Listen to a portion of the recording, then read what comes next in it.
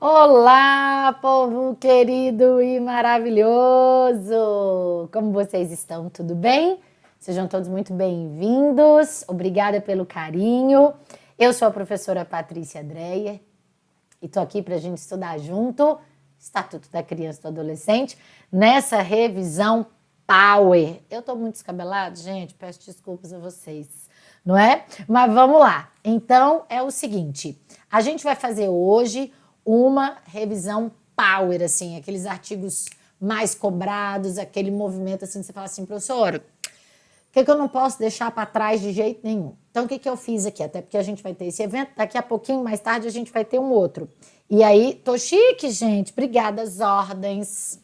Olha só, ó, o que a gente vai fazer? A gente vai conversar agora sobre alguns artigos por meio de exercícios e depois eu vou repassar com você o procedimento de apuração do ato infracional. Por quê? Porque eu tenho percebido, especialmente a partir da correção de simulado, que tem uma galera aí que está dando uma escorregada no negócio da remissão. Então eu vou explicar isso para vocês. Esse é o nosso bate-papo de agora. Tudo bem? Tranquilos? E aí é o seguinte, deixa eu falar aqui com vocês rapidinho. Gente, que bom que vocês estão me achando chique. Eu estou me achando desmantelada, mas vocês é que fazem a vida mais feliz. Olha, de João Pessoa, Paraíba, Guaiúba, Ceará, que coisa boa. E tem Senhor do Bonfim, no interior da Bahia, coisa linda, coisa maravilhosa. Seguinte, gente caminhando, pelo amor de Deus, não vai tropicar aí, tá? Tá caminhando e assistindo a aula. Seguinte, amores, vou falar aqui rapidinho, depois eu vou colocar na vinheta de novo, tá, diretor? Só pra gente começar a gravação bem linda, que depois sobe para a plataforma. Olha lá, a Hanna falando que tá caminhando e vendo a aula. Pelo amor do Santo Cristo, não vai tropicar, cair aí não, que os dentes têm que ficar no lugar, né, minha gente? Ó, quando for 21h30, a gente também vai estudar artigo por artigo. Só que aí é rapidinho, né? Meia hora de ECA, meia hora de CDC. É tudo super, ultra, mega rápido. Então, eu tô acompanhando você aqui ao vivo. A Cris e o Miguel estão mandando um abração para você. A Cris... Ai, a Cris e o Miguel! Eu sei! Tiago, um beijo, querido! Parabéns! Nossa, eu fico acompanhando, tá? A coisa mais linda do seu bebê. Lindo, lindo, lindo. Mãe d'Água no Sertão, Rio de Janeiro, São José do Norte, no Rio Grande do Sul. Eita, quanta gente linda, querida e maravilhosa. Que coisa boa ter vocês aqui. Uau, meu Deus, a outra tá na esteira. Gente, pelo amor de Deus, vendo o processo do trabalho, esperando a aula. Gente, pelo amor de Deus, vamos com calma. Ó, então a gente vai ter esse momentinho agora, rapidinho, e depois 21h30. 21h30 às 22h30, que eu sou assim, imparável, né? A gente vai estudar um pouquinho os artigos mais cobrados, tá bom? Então eu vou voltar na vinheta um segundo, só pra gente colocar na gravação. Se você quiser me fazer alguma pergunta sobre isso que a gente vai conversar agora, fique à vontade, tudo bem? Eita, mas tem gente do país inteiro, que coisa deliciosa. Fica aí e a gente vai estudar. Até já!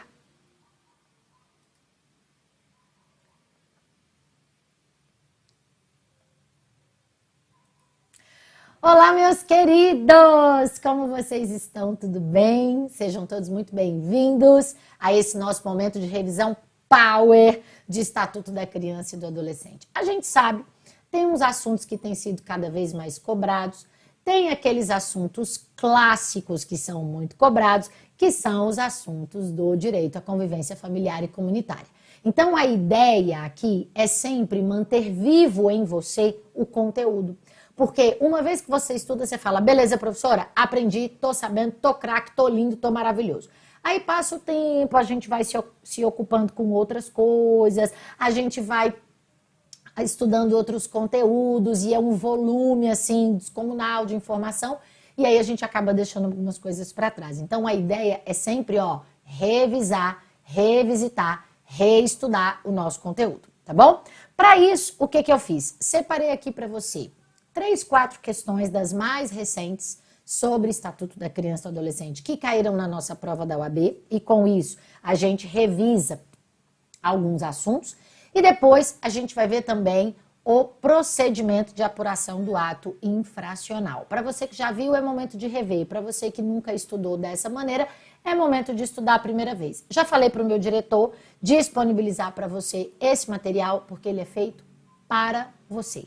Então, vamos juntos aqui, vamos para a tela e vamos para a nossa revisão Power de Estatuto da Criança e Adolescente. Mas antes eu quero lembrar a você que o seu voto faz toda a diferença. Nós somos a empresa, uma das empresas, né, indicadas aqui no Prêmio Reclame Aqui como aquelas que são eficientes no atendimento às reclamações dos nossos alunos, tudo bem? Então, com isso, nós vamos avançar no nosso conteúdo, mas lembrando que a gente se preocupa em atender você muitíssimo bem. Beleza, vamos pra frente, vamos aqui. Se você não votou, vota aí, tá bom? Olha só, vamos começar aqui por uma questão que caiu no 32º exame de ordem. Eu peguei só uma do 32º exame de ordem, que disse o seguinte, ó, a proteção da estrutura familiar da criança e do adolescente e o fomento ao convívio familiar em condições salutares à pessoa em desenvolvimento fizeram com que o legislador, na concepção do Estatuto da Criança e do Adolescente, previsse medidas aplicáveis aos pais e aos responsáveis em casos de problemas familiares envolvendo crianças e adolescentes. Diante do exposto, assinale a afirmativa correta. Letra A. As medidas de inclusão em programa oficial ou comunitário de auxílio, orientação e tratamento a alcoólatras e toxicômanos e de encaminhamento a tratamento psicológico ou psiquiátrico podem ser aplicadas direta e autonomamente pelos conselhos tutelares. Gente, deixa eu falar uma coisa para vocês muito importante. Aqui eu estou querendo trazer para você à luz uma questão muito importante, que é o seguinte. Eu estou com você? Já estou. Nós temos que estudar com afinco alguns dispositivos. Dentre eles, deixa eu já falar para você o seguinte, o artigo 129 e o artigo 136. O artigo 129 vai dizer o seguinte, são medidas aplicáveis aos pais e ao responsável. Encaminhamento a serviços e programas oficiais ou comunitários de proteção, apoio e proteção da família. Inclusão em programa oficial ou comunitário de auxílio, orientação e tratamento a alcoólatras e toxicômanos. Encaminhamento a tratamento psicológico ou psiquiátrico, bem como a cursos ou programas de orientação. Obrigação de matricular o filho ou pupilo e acompanhar sua frequência e aproveitamento escolar. Obrigação de encaminhar a criança ou adolescente a um tratamento especializado, advertência, perda da guarda, destituição da tutela e suspensão ou destituição do poder familiar. O que acontece? Nesse caso, a gente vai ver que, não sendo necessário o exercício do contraditório e da ampla defesa, como, por exemplo, no caso de perda da guarda, destituição da tutela, perda do poder familiar, o próprio Conselho Tutelar pode aplicar. Porque o Conselho Tutelar vai ser muito mais ágil e muito mais eficiente do que a burocracia do juiz. Entendemos isso?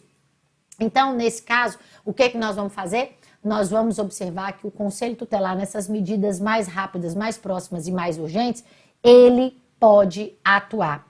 De modo que você vai observar comigo que essa resposta está corretíssima. Olha aqui, então, de novo.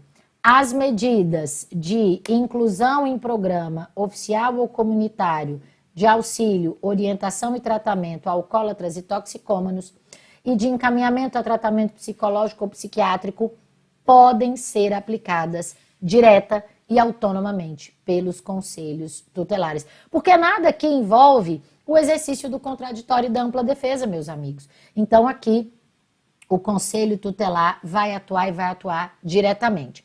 Por que a letra B estaria errada? Porque a letra B diz, as medidas de encaminhamento a cursos ou programas de orientação e de matricular obrigatoriamente o filho ou pupilo e acompanhar sua frequência e seu aproveitamento escolar somente podem ser aplicadas pela autoridade judiciária. É aquilo que eu acabei de falar para você. Você acha mesmo que dá tempo do juiz cheio de problema de adoção para cuidar? Você acha que ele vai, então, cuidar disso aqui? Não, ele precisa desses braços. O braço do Conselho Tutelar, o braço do Ministério Público para atuar mais ali, ó, olho no olho com a criança, o adolescente, com os pais ou o responsável. O erro aqui, claro, é o somente, né? Depois, letra C. Letra C vai dizer: as medidas de encaminhamento a serviços e programas oficiais e comunitários de proteção, apoio e promoção da família e de obrigação de encaminhar a criança ou adolescente a tratamento especializado não podem ser aplicadas diretamente pelos conselhos tutelares. Claro que podem. E por fim, a letra D. As medidas de encaminhamento a tratamento psiquiátrico, perda da guarda, destituição da tutela ou suspensão ou destituição do poder familiar somente podem ser aplicadas pela autoridade judiciária. Essas últimas é bem verdade, mas a medida de encaminhamento a tratamento psiquiátrico pode ser aplicada pelo Conselho Tutelar. É só você pensar na necessidade da gente cuidar dessa situação logo. Portanto, essa questão não era uma questão muito complicada e a resposta correta exigia só conhecimento de texto da lei mesmo, né? Tá aqui, a resposta correta seria a letra A. Aproveitando, deixa eu dizer uma coisa aqui para você, conforme o artigo 18b do Estatuto da Criança e do Adolescente. Os pais, integrantes da família ampliada, os responsáveis, os agentes públicos, executores de medidas socioeducativas ou qualquer pessoa encarregada de cuidar de crianças e adolescentes, tratá-los, educá-los ou protegê-los, se utilizarem castigo físico, tratamento cruel ou degradante como forma de correção, disciplina e educação, estarão sujeitos, sem prejuízo de outras sanções cabíveis, às seguintes medidas que serão aplicadas de acordo com a gravidade do caso. Medida protetiva à criança e adolescente podem ser aplicadas pelo Conselho Tutelar diretamente. Inclusive, está dizendo aqui, olha que lindo, está dizendo quais são essas medidas, ó, encaminhamento a programa oficial ou comunitário de proteção à família, tratamento psicológico e psiquiátrico, encaminhamento a cursos ou programas de orientação, obrigação de encaminhar a criança a tratamento especializado e a advertência. E ainda diz aqui embaixo, para todo mundo que quiser ler, né, gente? Que coisa linda aqui, ó. Tá dizendo, as medidas previstas neste artigo serão aplicadas pelo Conselho Tutelar sem prejuízo de outras providências legais. Você lembra uma vez que caiu uma questão que dizia assim, que tinha uma mãe que estava acompanhando ali a criança brincando no parquinho e aí de repente ela resolveu reprimir a sua criança severamente, aos gritos, aquilo que chamou a atenção, inclusive das pessoas que estavam ao redor e passava um conselheiro tutelar. Ele tem que repreendê-la imediatamente, conforme nos ensina aqui o artigo 18b. O que ele pode fazer? Imediatamente proceder à advertência. Não é isso? Muito bem. Agora, olha bem, quando diz aqui no artigo 129, são medidas aplicáveis aos pais ou responsável. O encaminhamento a serviços, inclusão em programa, tratamento psicológico, cursos ou programas. Agora, o que não pode? Aqui, ó, deixa eu te dizer. Perda da guarda, destituição da tutela, suspensão ou destituição do poder familiar. Aí, minha gente, só Vossa Excelência. Tudo bem? Porque aí a gente tem que entender se efetivamente houve alguma negligência, alguma violação do poder familiar, alguma colocação da criança em situação de exacerbada vulnerabilidade, aí tudo bem, tá? Tanto que vai dizer aqui, olha, o artigo 24. Diz assim o artigo 24. A perda e a suspensão do poder familiar serão decretadas judicialmente em procedimento contraditório nos casos previstos na legislação especial, bem como na hipótese de descumprimento injustificado dos deveres a que alude o artigo 22. Porque aí para o juiz aí é muito mais severo, muito mais sério. Então o juiz aplica a pena de perda do poder familiar, perda da guarda, destituição da tutela. Tudo bem? Vamos juntos aqui? Vamos para uma próxima questão. Agora eu peguei lá do 31º exame de ordem. E aí, do 31º exame de ordem, caiu a historinha. Gente, isso aqui, ó, deixa eu contar. Vem cá, deixa eu falar um negócio aqui para você. Isso aqui, minha gente, tá até ficando meio batido. Mas eu não vou deixar de falar não, porque se tá entrando nos assuntos mais cobrados, eu preciso falar para você, que é a velha história que acontece na prática. A mulher engravida, aí a mulher pega e fala, eu não quero exercer a maternidade, eu não quero ser mãe dessa criança aqui não. Tá, você não quer ser mãe dessa criança, o que nós vamos fazer? Primeira coisa, se ainda estiver na gestação, no acompanhamento do pré-natal, já fala logo lá no acompanhamento do pré-natal. Ó, não vou querer ser mãe dessa criança aqui não. Tudo bem, nós vamos pegar e te dar assistência e assim que essa criança nascer, a gente confirma isso. Aí a criança nasce, a gente vai lá e confirma.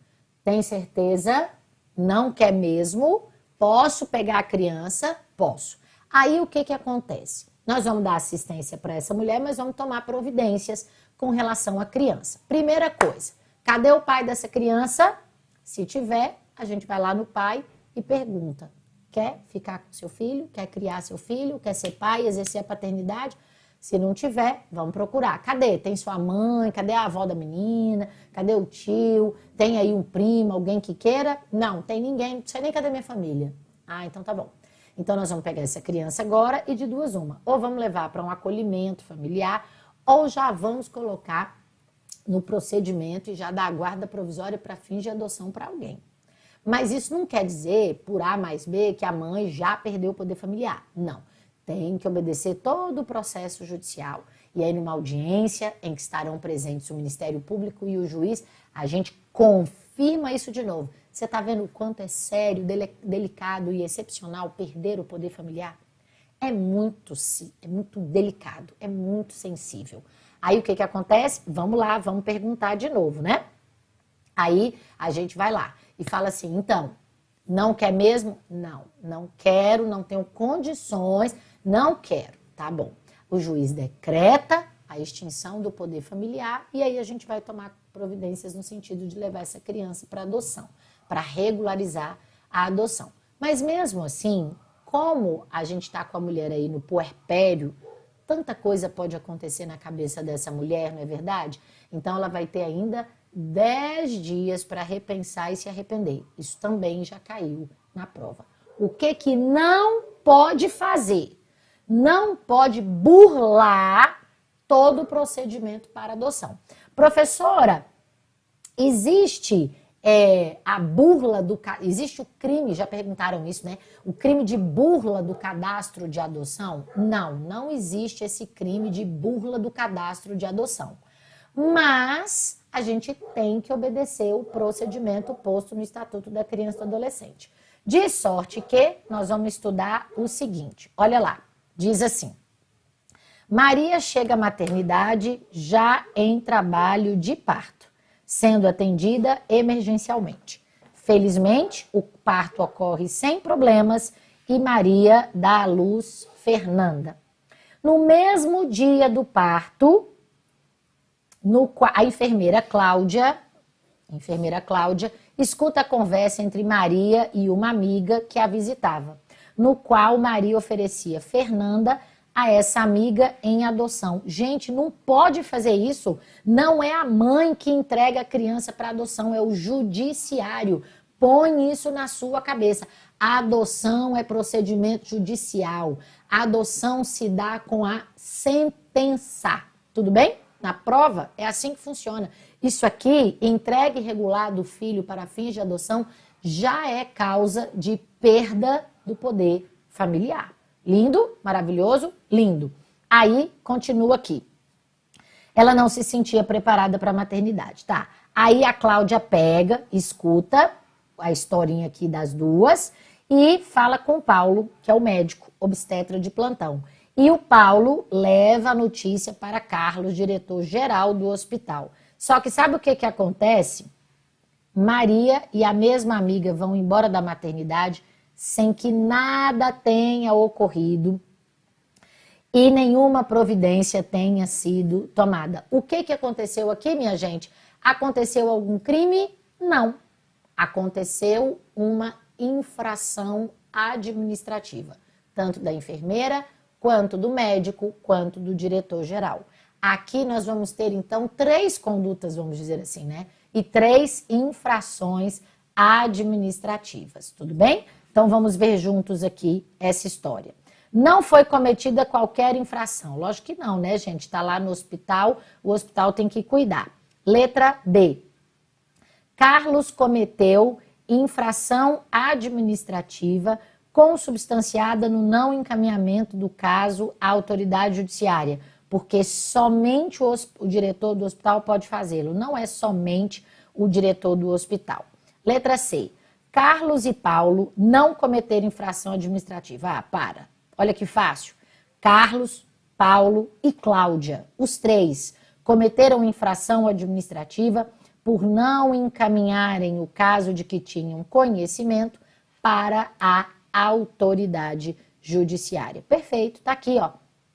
Artigo 258-B.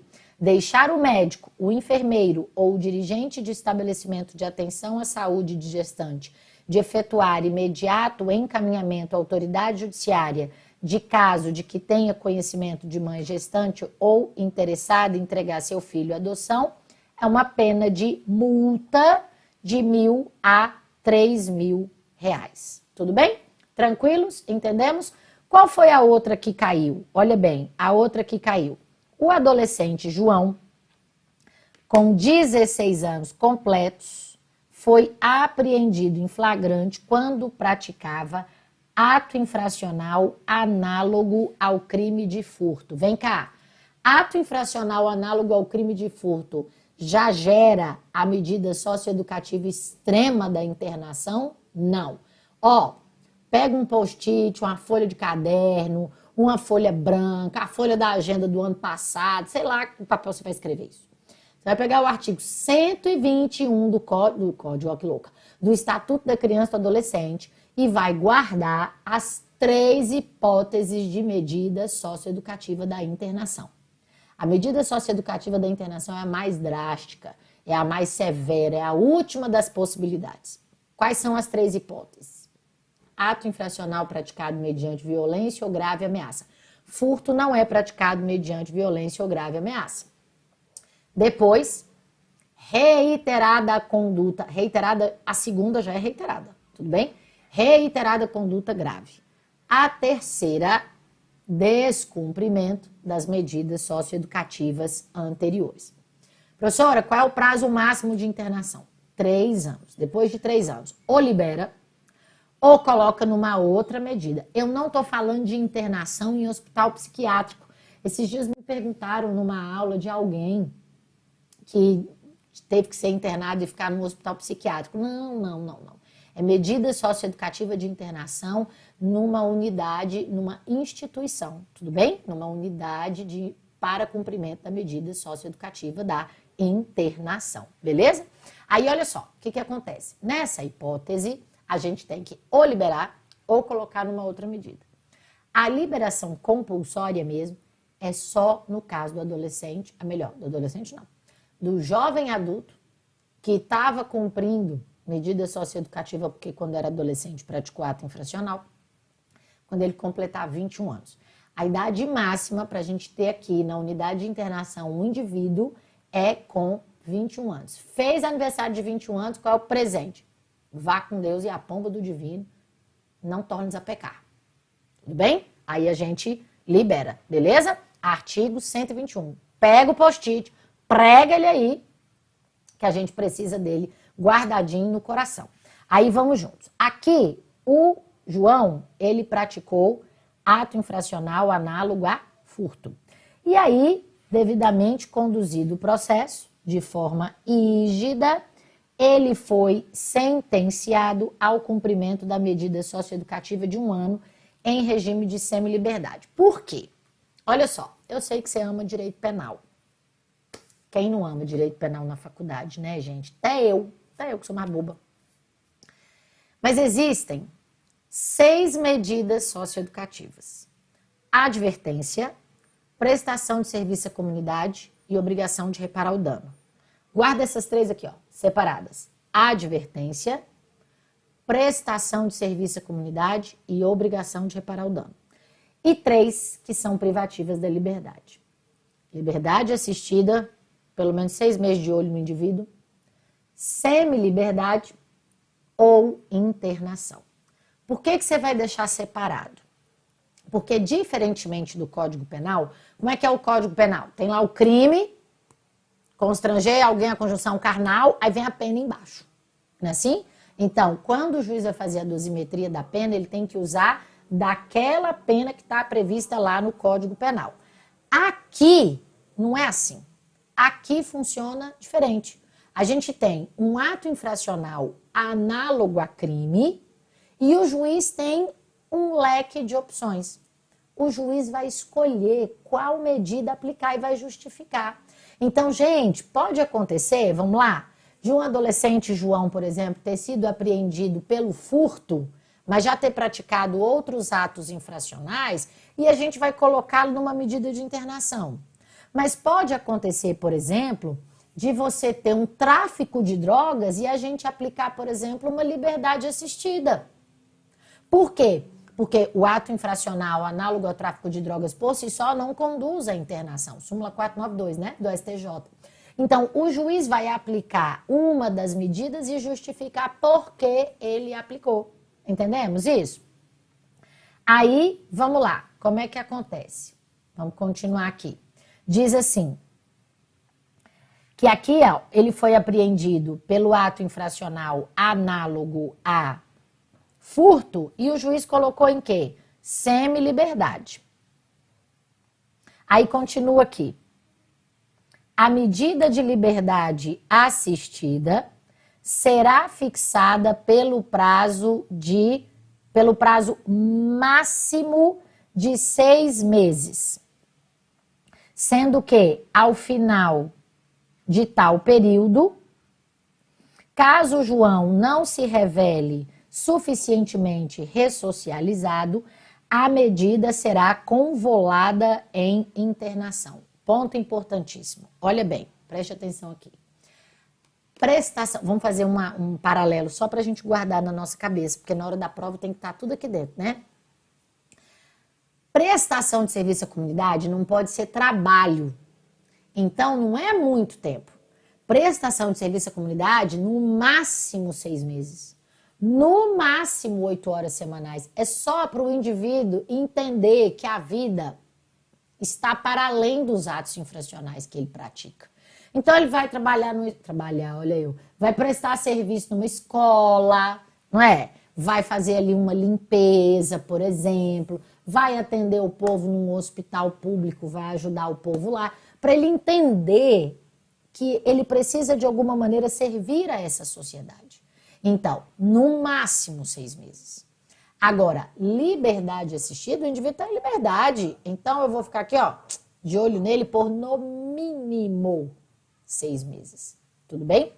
E já a semi-liberdade e internação, como são as mais severas, as duas. Qual é o prazo máximo? 3 anos. Qual é o prazo mínimo? Não tem. O juiz não diz, fique o menor internado por 18 meses. Ele não diz isso. O juiz aplica a medida de internação, por exemplo, e justifica que tem que ser a medida de internação. Aí o que vai acontecer? A cada 6 meses, no máximo, nós vamos reavaliar esse indivíduo que está internado. Se ele já está assim, endireitadinho, tudo tranquilo, aí o que a gente faz?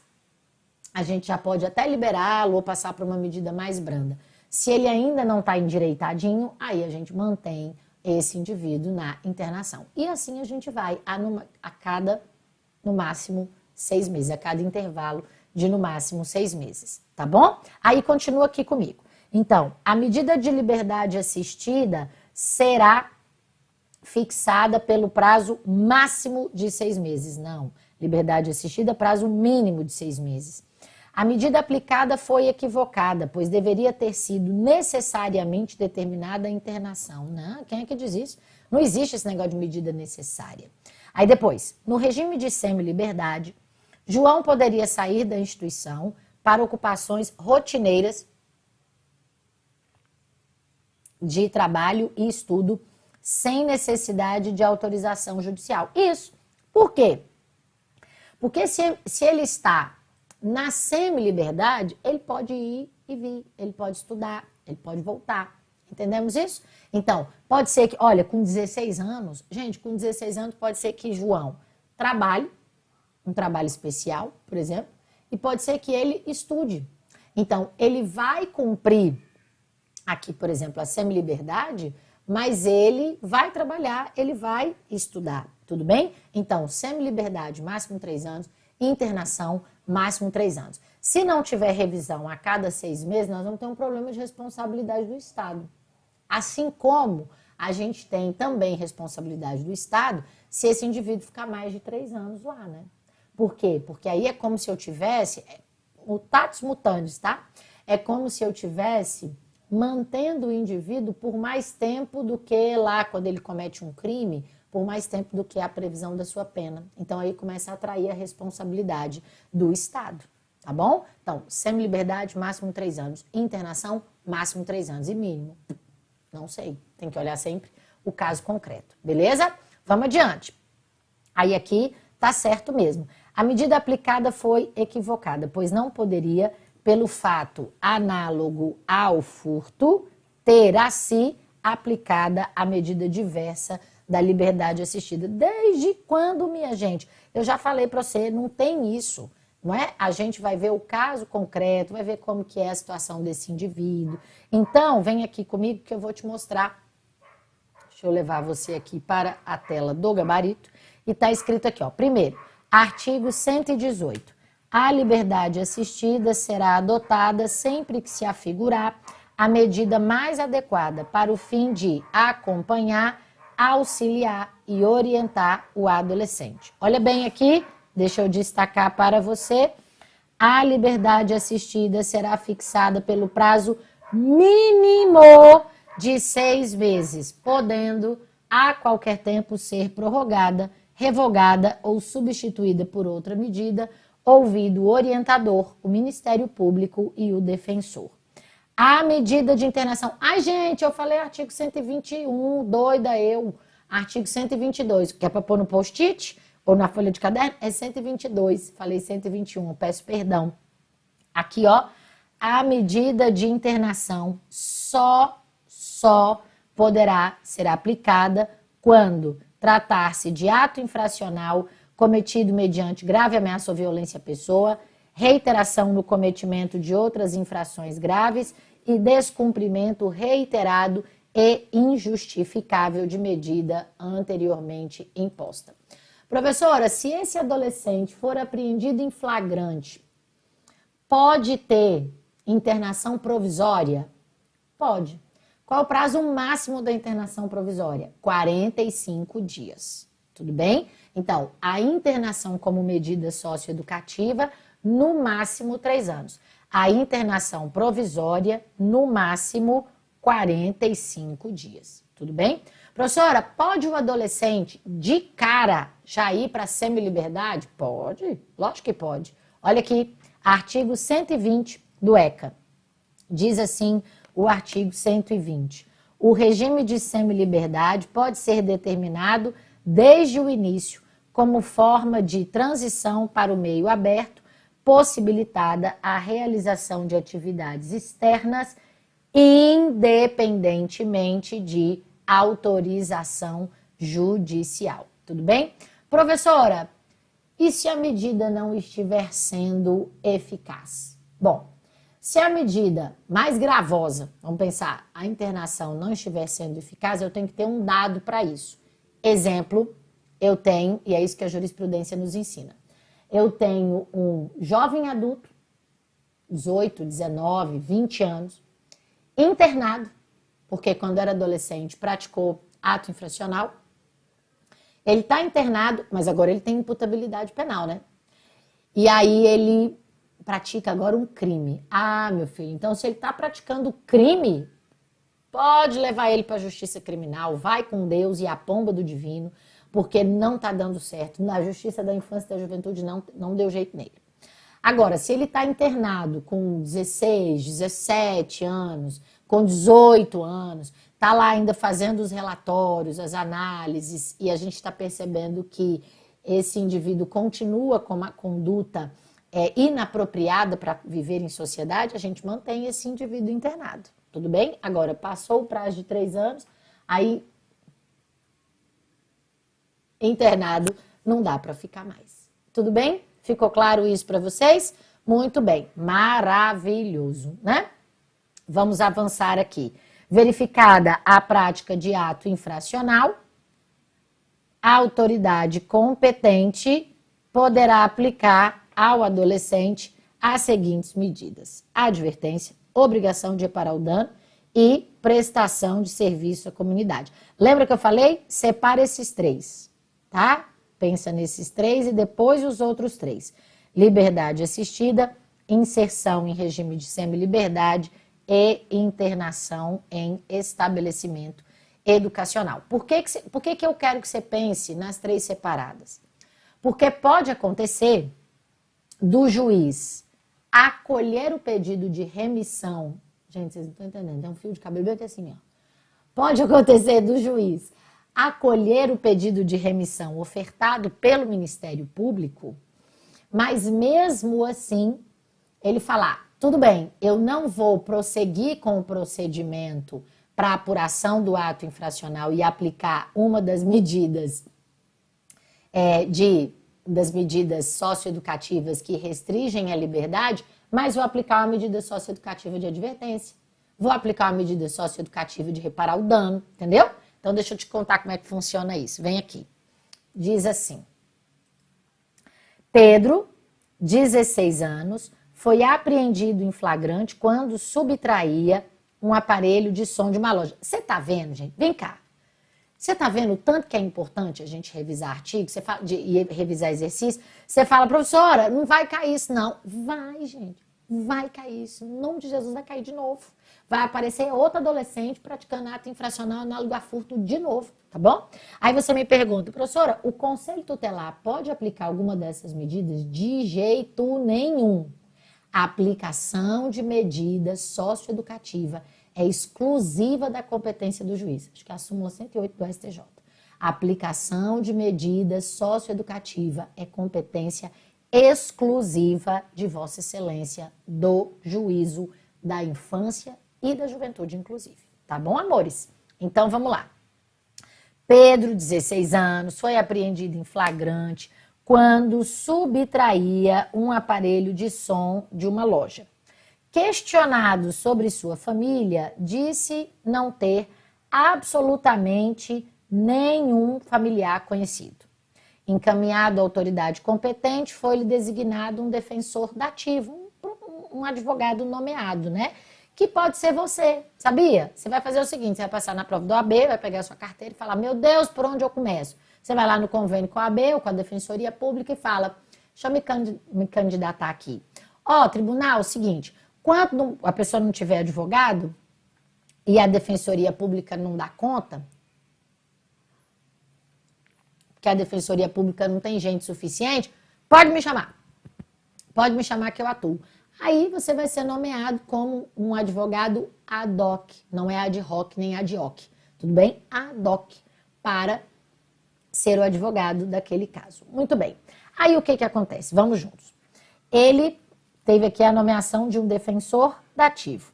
E aí, diante da completa carência de pessoas que por ele pudessem responder, o advogado ficou lá nomeado, beleza. Após a prática dos atos iniciais, Pedro requereu ao juiz a substituição do seu defensor por um advogado conhecido, porque não se sentiu bem assistido tecnicamente, não confiando no representante originariamente designado. Só que entre nós, cara de pau desse indivíduo, né, gente? Ninguém merece, mas tá bom. Aí o que acontece? Ele quer trocar de advogado, é isso que ele quer. Ele pode trocar de advogado? Pode. Pode. É direito dele trocar de advogado. Tudo bem? Não é aplicação de pena pelo juiz, é aplicação de medida socioeducativa, tá bom? Vamos juntos. Aí diz aqui, com base nessa narrativa, assinale a afirmativa correta. É direito do adolescente ter seu defensor substituído por outro de sua preferência, uma vez que não deposita confiança no que lhe foi designado. Pois é, gente, é direito do adolescente ter seu defensor substituído. Pronto, simples assim. Resposta corretíssima. Tudo bem? Não vou nem olhar as outras porque eu já achei com você a resposta correta. Artigo 207 do ECA para esse adolescente que ninguém merece. Não é isso? Diz aqui, nenhum adolescente a quem se atribua a prática de ato infracional, ainda que ausente ou foragido, será nomeado, será processado, sem defensor. Se o adolescente não tiver defensor, ser-lhe-á nomeado pelo juiz, ressalvado o direito de a todo tempo, constituir um outro de sua preferência. Tudo bem? Professora, onde é que está, professora, no estatuto, onde é que está a atribuição do Conselho Tutelar? Artigo 129 e artigo 136. Artigos 129 e 136. O 129 vai dizer quais são as medidas aplicáveis aos pais irresponsáveis. Tudo bem? E dessas medidas, não se exigindo contraditória e ampla defesa, o Conselho Tutelar pode aplicar. Mas as atribuições do Conselho Tutelar estão no artigo 136 do ECA. Tudo bem? Aí, o que eu pensei? Eu vou mandar para os meus alunos, mais uma vez, aquele fluxograma que não é meu, é do TJDFT, mas eu achei lindo e maravilhoso, porque eu sou visual. E aí eu consigo mostrar aqui para você, então eu coloquei aqui para você o link, tudo bem? Para você identificar direitinho como que funciona quando um adolescente pratica um ato infracional, tudo bem? Aí, olha só, quando fala aos pais é o responsável, é o Conselho Tutelar? Não. As medidas aplicáveis aos pais irresponsáveis podem ser aplicadas pelo juiz ou pelo Conselho Tutelar, tudo bem? Medida socioeducativa, só o juiz.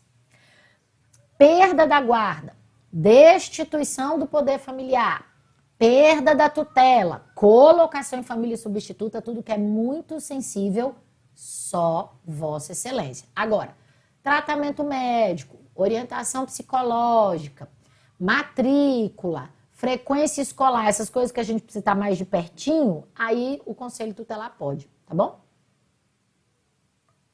Vamos, meus maravilhosos? Deixa eu mostrar isso aqui para vocês. Olha aqui, que coisa mais linda. O adolescente foi apreendido pela prática do ato infracional. Tudo bem? O que vai acontecer? Ele é levado à delegacia da criança e do adolescente. Aí lá, o que nós vamos fazer? Ou vai ser um auto de apreensão, ou vai ser um boletim de ocorrência circunstanciado. Como é que eu vou escolher se vai ser auto de apreensão ou boletim de ocorrência circunstanciado? Se eu tiver um ato infracional praticado mediante violência ou grave ameaça, então é auto de apreensão. Pronto. Tudo bem? Então, se for um ato infracional praticado mediante violência ou grave ameaça, aí você taca-lhe o pau no auto de apreensão. Nas outras situações, então, o boletim de ocorrência circunstanciado. Aí ouvem-se as testemunhas, a vítima e o adolescente, e, se for o caso, nós vamos fazer exames e perícias. Professora, eu coloquei uma vez para vocês, o adolescente tem direito de ser confrontado com a vítima e com as testemunhas? Tem. Está previsto no Estatuto da Criança e do Adolescente, tá bom? Aí vamos lá. Fizemos então o documento adequado, ou auto de apreensão ou boletim de ocorrência. E aí, isso na DCA, né? O que a gente vai fazer agora? Ó, mandar esse adolescente ao juízo da infância e da juventude para autuação e decisão. O que vai acontecer? Ou ele vai ser apreendido e vai ser internado provisoriamente, ou ele vai ser liberado. Tudo bem? E aí o que vai acontecer? O juiz fala assim, agora você leva esse menino lá no Ministério Público, que é do lado. Por exemplo, eu vou dizer aqui para vocês, aqui no DF, a gente tem um lugar só, onde fica o que a gente chama de vara da infância e da juventude. Tudo da infância e da juventude está lá. É o juízo da infância e da juventude. E o terreno ao lado é o Ministério Público. Então não fica passeando com o menino pela cidade, é sempre pertinho assim, sempre.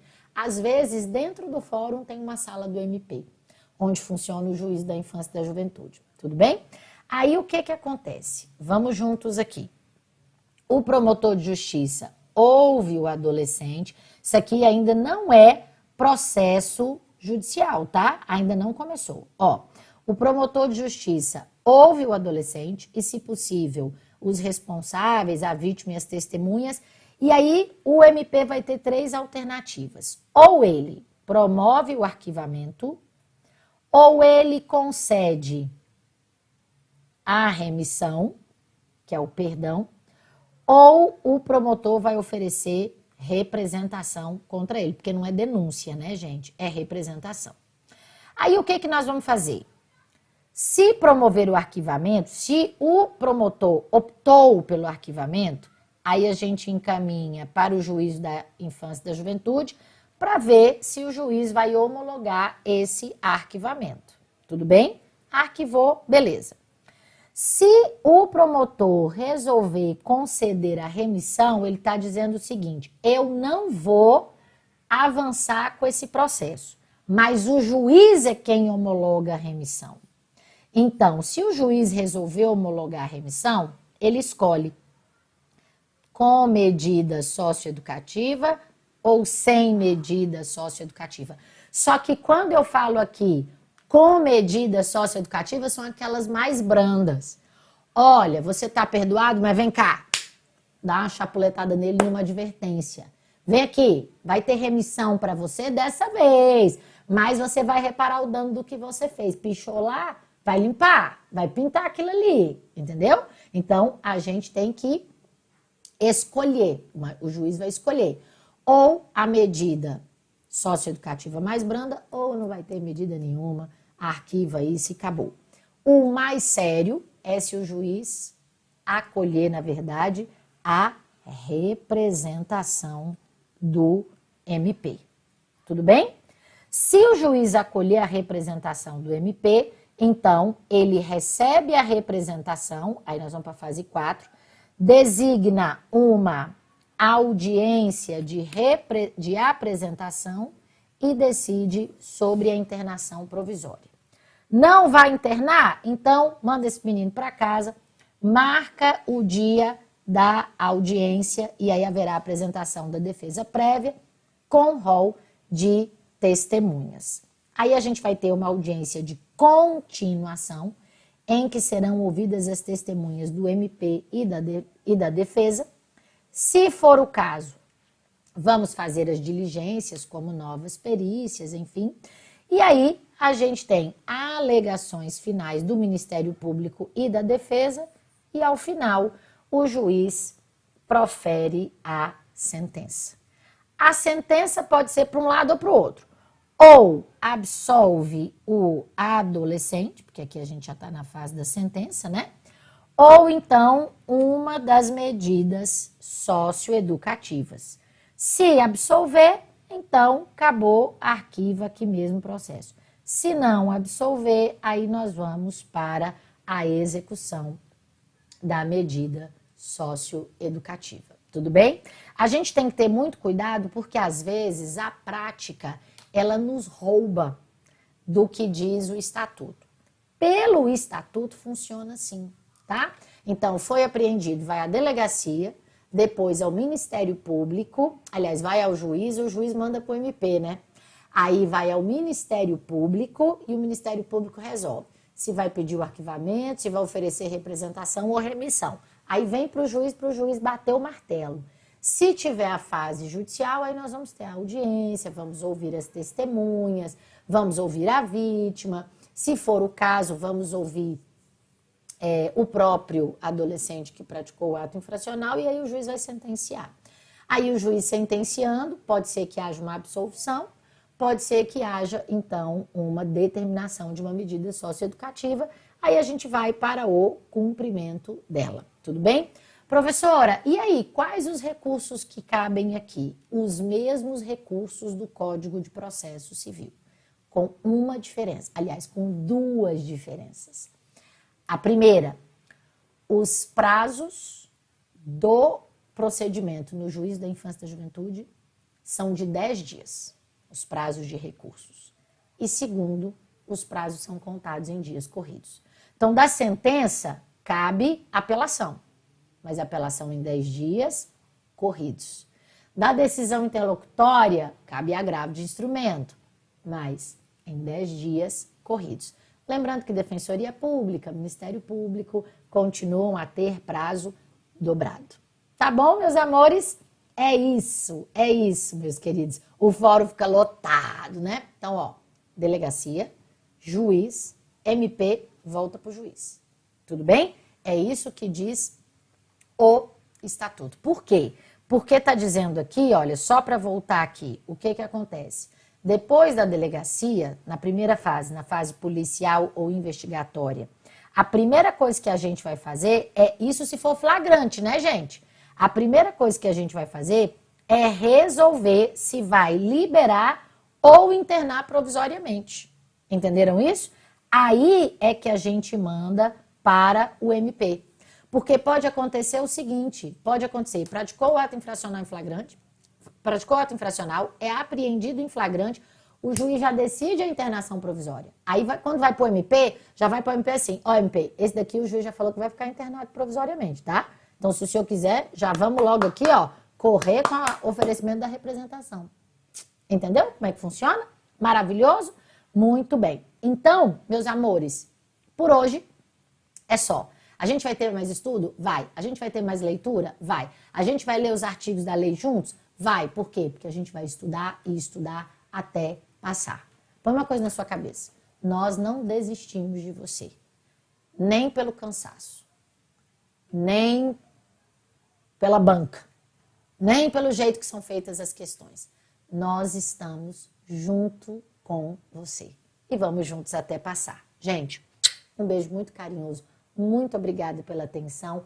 Muito obrigada pelos elogios. Eu espero ter atendido todos vocês. E se eu não atendi, por favor, vai lá no direct, no Instagram, manda mensagem lá que eu respondo rapidinho para você, tá bom? Saúde, saúde para você poder estudar e realizar um sonho que é seu, mas que é também nosso. Até a próxima. Tchau.